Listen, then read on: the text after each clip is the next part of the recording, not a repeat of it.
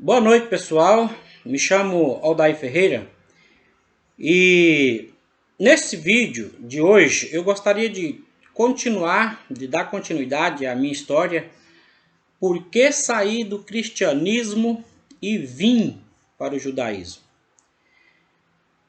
Se vocês viram o meu primeiro vídeo baseado nessa minha história, quando eu começo a minha história dizendo que fui do cristianismo, eu fui da igreja por 29 anos. Um dos motivos, eu até dei uma adiantada nesse primeiro vídeo meu, na conclusão do primeiro vídeo, falando da Trindade. Seria um dos temas que eu iria falar, né? Que foi um dos motivos que me fez realmente sair do judaísmo. Não foi só o tema Trindade. Não foi só por causa da Trindade que eu não vi, depois de procurar, depois de investigar à luz das escrituras originais, se havia realmente veracidade para a Trindade que é defendida, que é a base da credibilidade, da fé do cristão. Trindade. Eu ficava meio assim curioso em relação a tantos versículos que compõem toda a escritura dos cristãos, que é o Velho e o Novo Testamento.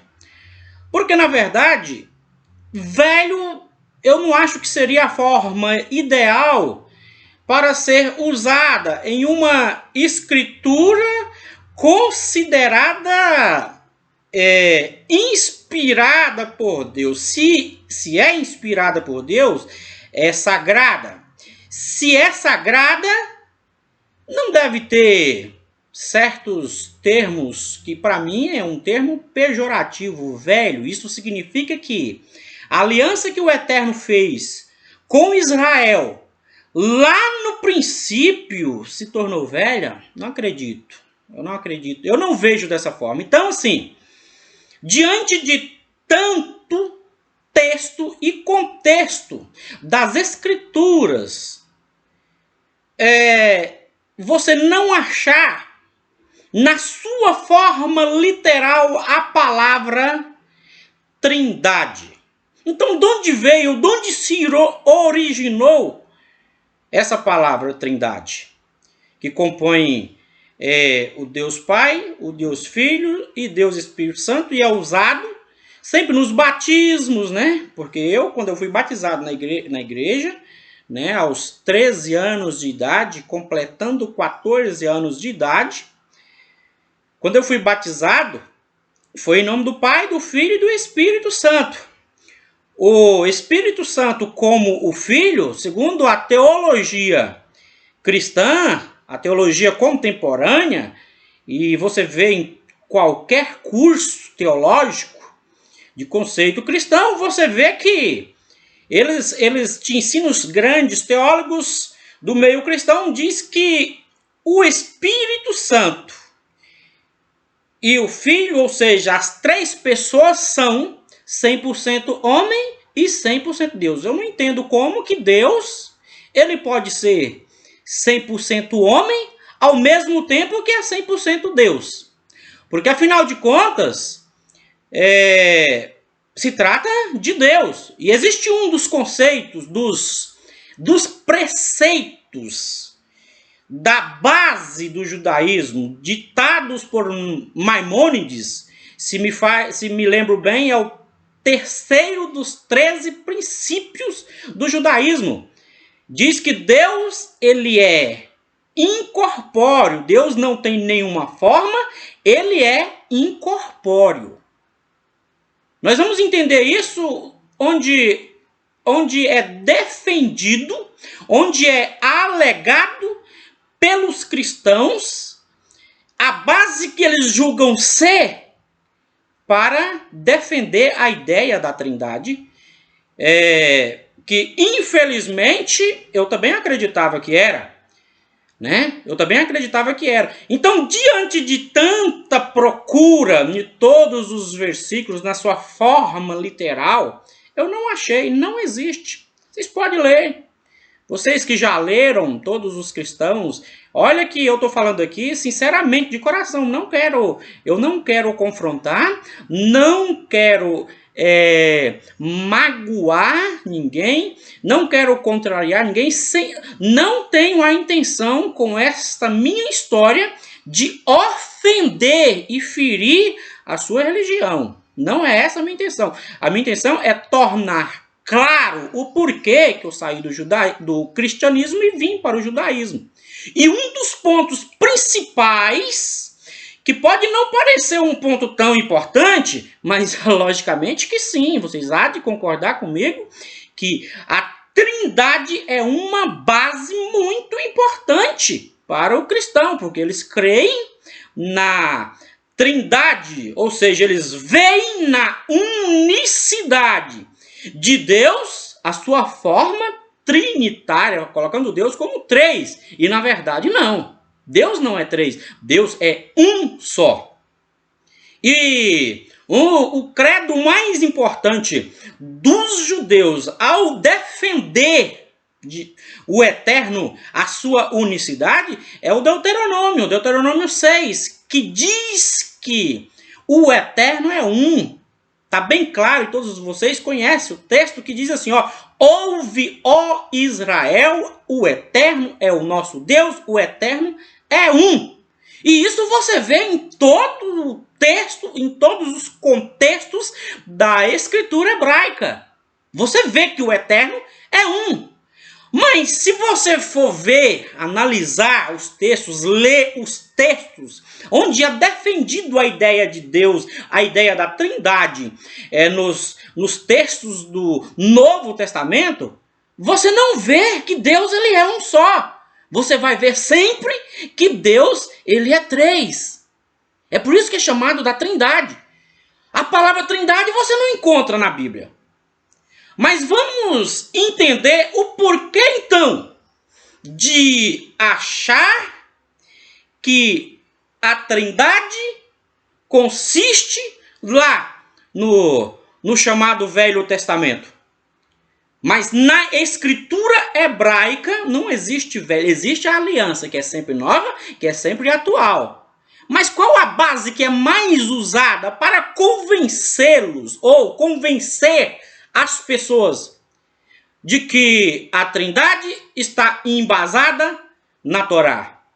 Aí vocês lembram muito bem que a primeira vez que o nome de Deus aparece nas escrituras hebraicas, a primeira vez que o nome Deus aparece nas escrituras hebraicas é lá no princípio, no primeiro versículo.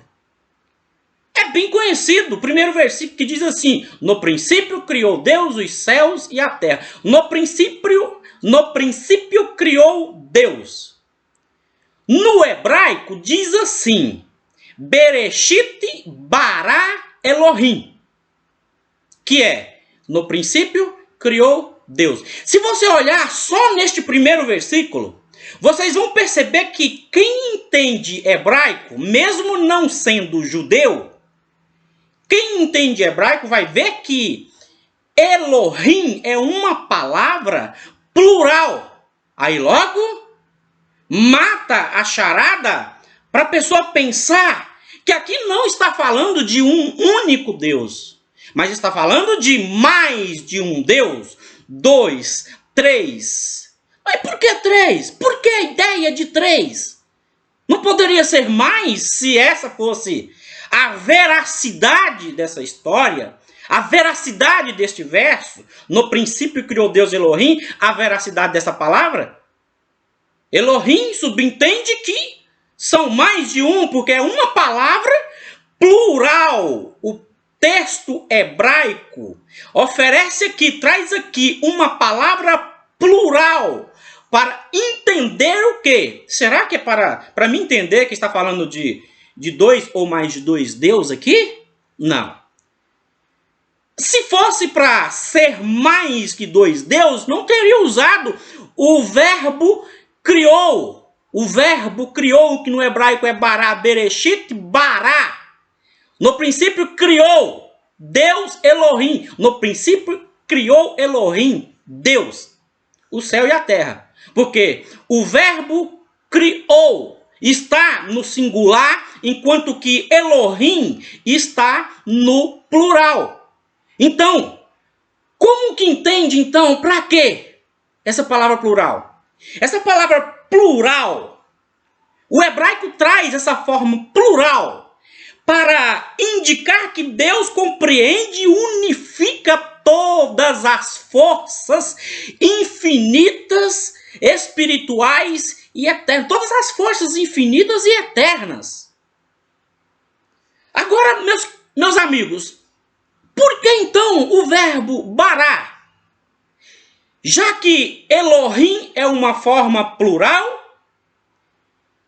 e por que então o verbo? É para que ninguém pense, para que nós nunca, jamais pensemos em ofender a unicidade de Deus, dizendo que Deus é mais de um, que Deus é mais de dois. Não existe, Deus é um só, Deus é único.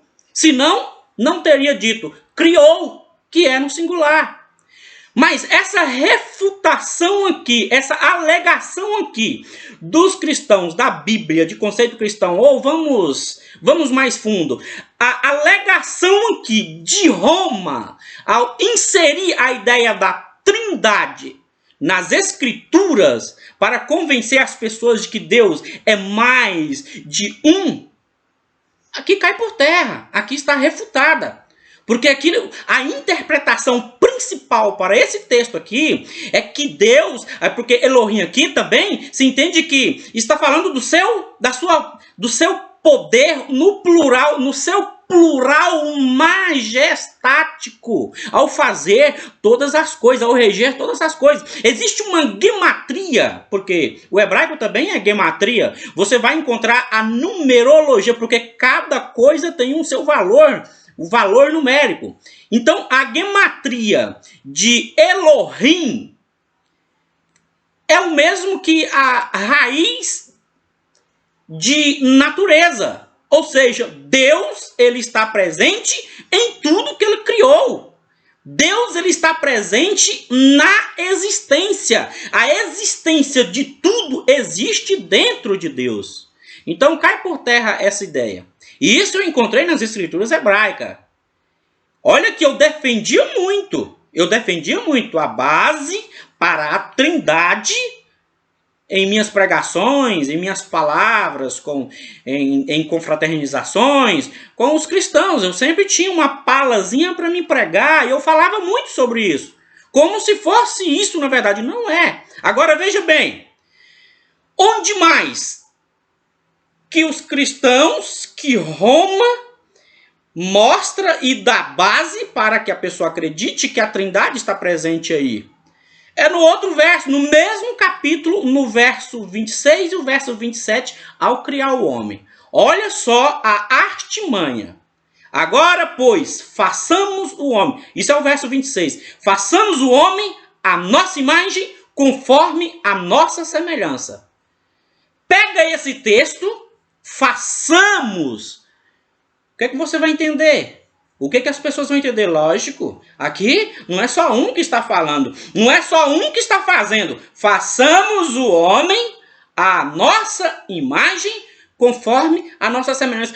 Por que não leem o contexto? Por que querem empurrar de goela abaixo uma ideia que não existe nos textos originais? Porque se fosse assim, se fosse mais de um Deus que estivesse criando, ele diria assim, olha, agora vamos no verso 27, que é a continuação, é o contexto. Porque enquanto que o verso 26 ele diz, façamos o homem, no verso 27 ele diz assim, e criou Deus o homem, a sua imagem, a imagem de Deus o criou. totalmente o contrário do 26, que diz: façamos o homem à nossa imagem, conforme a nossa semelhança. Como se explica a nossa, então? Como se explica isso? O que significa isso? A nossa imagem. Porque nossa aqui, meus amigos, nossa aqui não está entendendo, dizendo que mais de um Deus está falando, não. Vocês percebem que quando o homem foi criado foi no dia sexto. Isso nós temos aprendido, eu tenho aprendido com os nossos líderes judeus, que eu prezo muito e dou o maior valor, porque as palavras que a gente aprende, né, os estudos à base da Torá, é poderosíssimos, é tudo à base do original. E o nosso líder por excelência, em especial o nosso rabino Yaakov, ele disse, com todos os comentários oferecidos pela Torá, diz que quando Deus fez o homem, Deus já havia feito também os anjos. Quando Deus fez os anjos, logo depois, no sexto dia, Deus foi fazer o homem. Aí ele foi fazer de uma forma mais diferenciada. Quando ele disse agora, pois façamos, o que significa façamos? Quando Deus já havia feito os seres inteligentes antes de Adão, antes de fazer o homem, aqui subentende que foi uma forma de demonstrar uma certa humildade do próprio Deus. Quando ele disse agora, pois façamos, foi uma verdadeira demonstração de humildade com a sua própria criação, que ele já havia criado, inclusive os anjos. É como se ele quisesse dizer assim, olha, vem cá, vamos fazer. Façamos o homem. Porque o homem ali é como se fosse a última coisa a ser criada. E como foi, na verdade, façamos o homem? Há quem diga que o homem não foi o último a ser criado, depois ele criou o dia de sábado para ser adorado e manter um decreto que deveria ser guardado eternamente, que é o Shabat. O dia para se descansar, porque ele criou tudo no sexto e no sétimo ele descansou. Mas ele fechou com chave de ouro com o sábado. E também com a criação do homem, quando ele diz, ele convoca aqui toda a sua criação e diz, façamos o homem. Olha como vê, olha para vocês verem, isso aqui é uma curiosidade que as pessoas têm que ter, essa malícia para poder entender. Não é só pegar um ponto e achar que aqui já falou tudo e não olha o seu contexto. Mas no contexto, na continuação desse verso 26, deveria estar, para os cristãos, parou por aí. Eles esquecem que quando foi feito, diz assim, e criou Deus. Ele criou. E como se entende então a palavra imagem? Já que Deus não tem nenhuma forma, Deus é incorpóreo. Imagem e semelhança aqui, meus amigos, é simplesmente nada mais que a capacidade do homem de raciocinar, a capacidade do homem de criar algo que iguala ao nosso Deus. Isso é semelhança, isso é imagem. O poder do homem de dominar os animais, de proteger. Isto é imagem, isto é semelhança. Então, cai por terra aqui a ideia. E foi um dos motivos, dos pontos principais que me levou a sair do cristianismo e vir para o judaísmo. Logicamente não foi só isso. Mais para frente, com certeza estaremos falando de mais coisas. E sendo assim também, com essa minha história, é um aprendizado. E uma curiosidade que todo ser humano deve ter. Tem que ter. É importante isso, sabe por quê? Para que não possamos continuar sendo enganados. Isso é o Império Romano que está reinando ainda. Vamos deixar todas as variedades de versões de Bíblias. Afinal de contas, o Novo Testamento, ele foi escrito ele foi traduzido partindo de uma língua idólatra, a língua grega. E isso passou por centenas e centenas e centenas de versões diferentes. É cada versão que começa contando uma história, que começa com X e lá no final termina com Y, falando da mesma história. Então está aqui o meu alerta para vocês. Por que eu saí do cristianismo e vim para o judaísmo? É exatamente por pontos como estes, pontos que enganam. Então a escritura hebraica original está falando, está defendendo aqui sempre vai defender em todo o longo dos escritos da Torá, do Taná, o mix completo das escrituras hebraicas, está defendendo sempre a unicidade do Eterno. Ele é um. Muito obrigado e tenha uma boa noite.